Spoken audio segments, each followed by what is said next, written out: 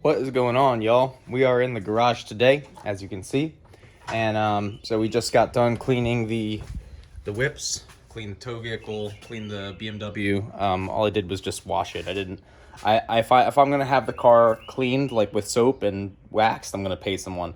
But other than that, I just try to keep the bird crap off. Anyway, so today we're gonna do some garage maintenance, and then we're gonna work on this turd as well. So one of the things being, I got this out of the trash thinking that it would work, and it's broken. Go figure. So, you can never find any good trash in this neighborhood. It's very depressing because I love my cheap things and I love my trash because it allows me to do this budget racing thing well. So, we're going to take this out. I have a new one.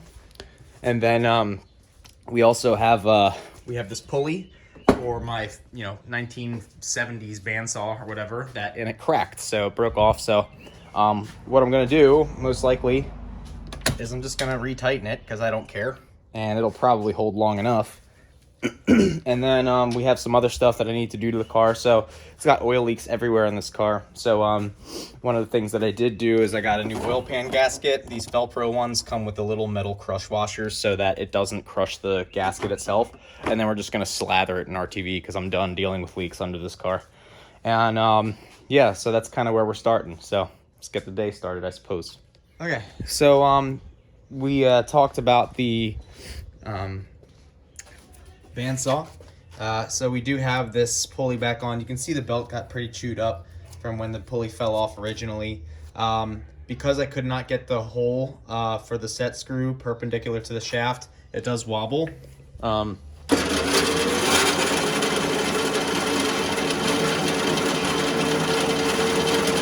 But the good news is it cuts. So we'll see how long that lasts. It probably won't last too long. But if it lasts long enough for a couple of cuts, I'm happy. The other thing we talked about was cleaning a little bit, which I did, and then I kind of forget the other stuff I was talking about. But anyway, this wheel, the reason it's on my workbench is because we are going to make a camber gauge. So Ken Martinez showed me this trick. It's been around for a little while, this trick, and I never really believed that it would work, and then Ken showed me at the Glen, and I compared it to my trigonometry that I normally do, and I was like, oh, this is way better. So what you do is you basically get a piece of angle iron, and then you get one of these magnetic digital levels like this. Give me a second. And then you stick it onto the angle iron, and then you can measure the camber of your wheels. So in order to do it correctly, you need to get a piece of angle iron that stands off of the wheel, and to do that you just put bolts on it. So what we're going to be doing with the wheel on the bench is we're going to be measuring it to get it perfect, and then we can go ahead and put we're going to drill the angle iron, and we can cut it to length with the bandsaw. So that's what this is for, this angle iron here. These toe plates are here because I was helping Dylan Dewson work on his car. And if you watch my Instagram, the reels show me making the setup to do this camber setting. So yeah, let's get to work. Okay, so here's the tool. So what I did was I took some 5/16 holes, measured them very carefully, and you can see it's pretty damn square. I'm pretty happy with this. So we're gonna take and we're gonna see if it fits my racing wheel first, and then I'll give you a demonstration. So that's kind of how it goes. It sits on the lips like that. So I'll give you a demonstration real quick outside on the daily driver. So here we have, well, this side was actually messed up because some jackass decided that they were gonna cut me off. So I'll show you.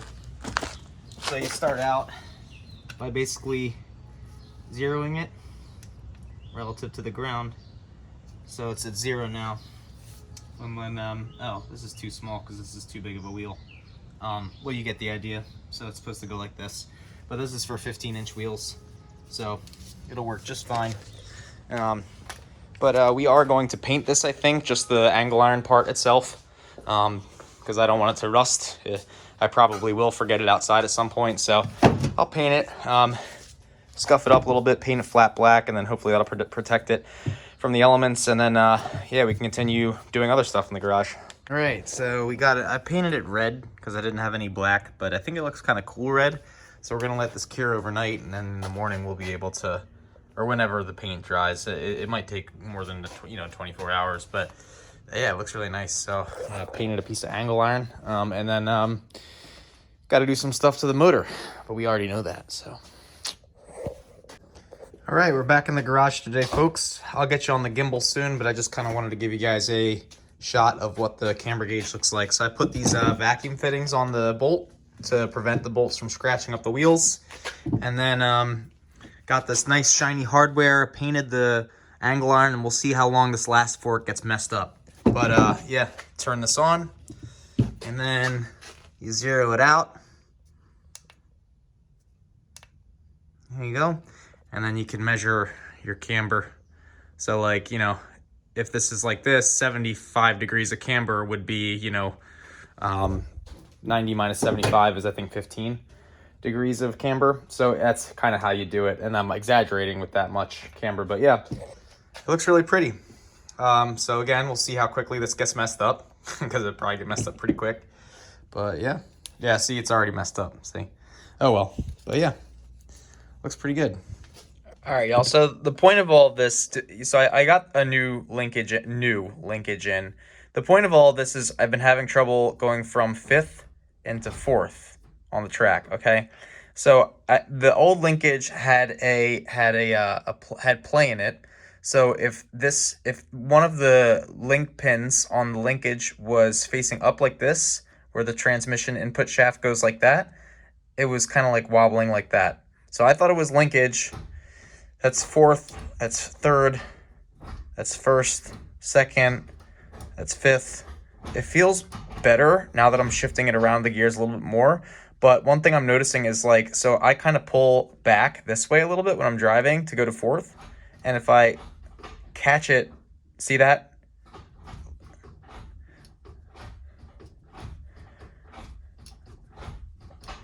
See? So if I pull like to the left a little bit too much, it locks out. So I think what happens is when I'm driving, I have to be very deliberate. Maybe it's the trans is bad, but I noticed the same thing at Watkins Glen. If I went like this when I was shifting, instead of being like this, it wouldn't lock out. So I think there might be a trans issue with this car. What I'm going to do is I'm going to probably go back underneath the car, and I'm probably just going to take care of some leaks while I recenter myself. It's 4:30 on a Saturday, and I don't want to stress myself out too much. It is just a test event, and don't want to damage the car at the test event either. So I'm going to try and just take it easy. But yeah, that's where we're at.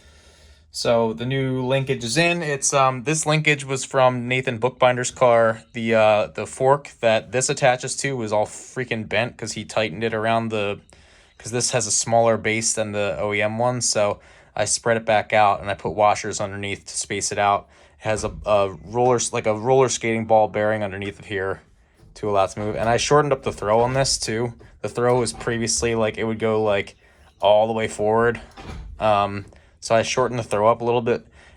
It still wobbles like this in the trans, and I spread out the bitch pin to, you know, try and stop that. But yeah, so there you go. All right, so we out here in the garage rocking out to some reggaeton. And then in the meantime, so I don't think for now that I'm gonna drop the trans. That's for now. If I change my mind, I change my mind. But you know, I think for now, I'm sort of okay with how it feels. It definitely feels a lot better than it did before. And that transmission did work totally fine at NJMP Lightning. When I first drove it, the issue first came up at Lime Rock Park. And then when I went under the car, the shift linkage was very loose. So I'm hoping that's the issue. It might not be. But what I'm going to do now, sort of as like a litmus test, is I'm going to drain the trans fluid and see if I can find anything in it, which I doubt. I usually don't. What's up, y'all? So I got good news and bad news. The good news is I think I might have found a contributor to the shifting problem. If you look down there, Let me see if I can get this without, oh, this is gonna be tough. Look, if you look down there, see right here, zoom in, see that hole? Yeah, that's not supposed to be empty. There's supposed to be a bolt there. So I was digging around, changing the PCV setup on the car. So the black box, Jackie, my coach, Low Buck Motorsports, said run the black box and then vent it to the PCV. I tried doing that with a smaller catch can, and it overfilled right away. So she was like, oh, run a bigger one where the battery normally sits. I didn't have the money to buy a battery or the time to go do all that work, so I just plugged up the vents.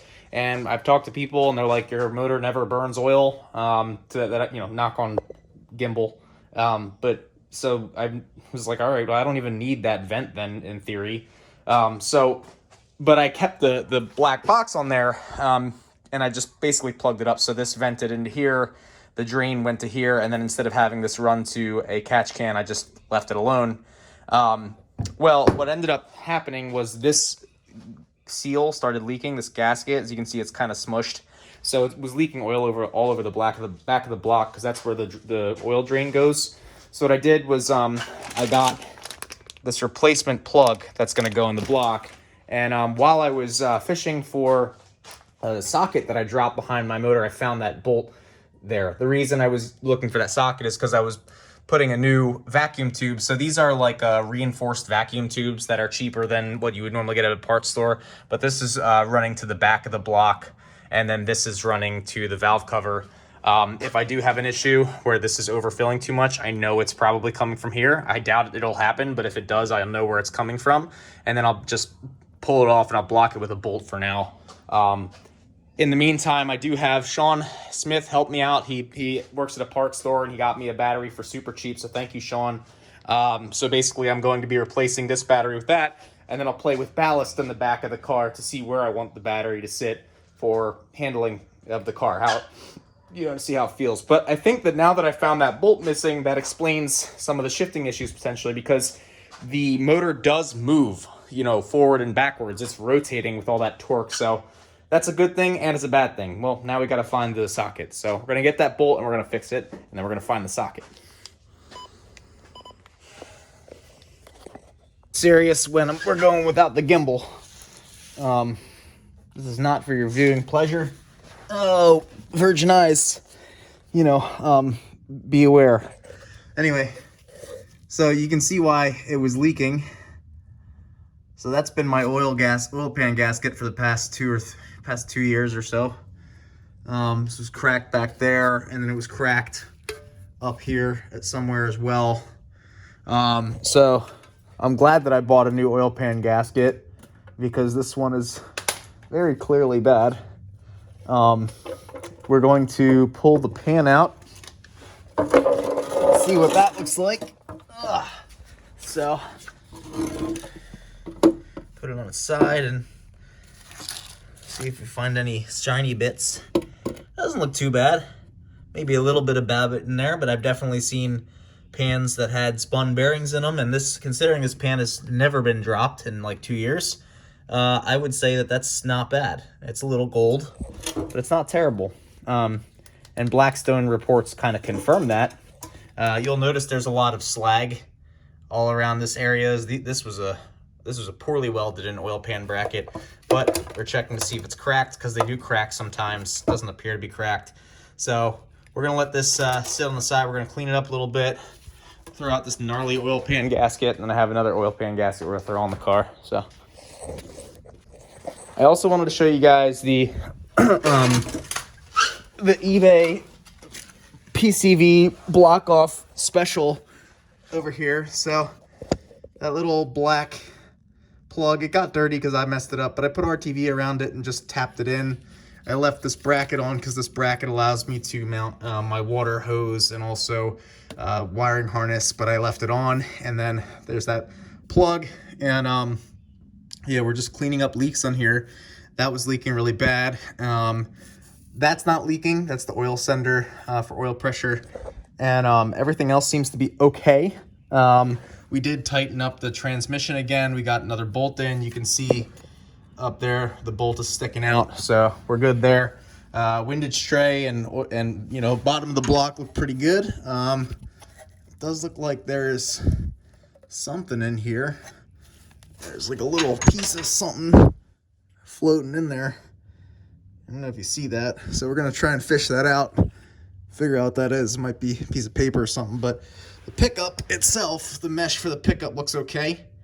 Yeah, really nothing bad in there. Maybe a little bit of RTV, but other than that, it's fine. Cool. Ugh.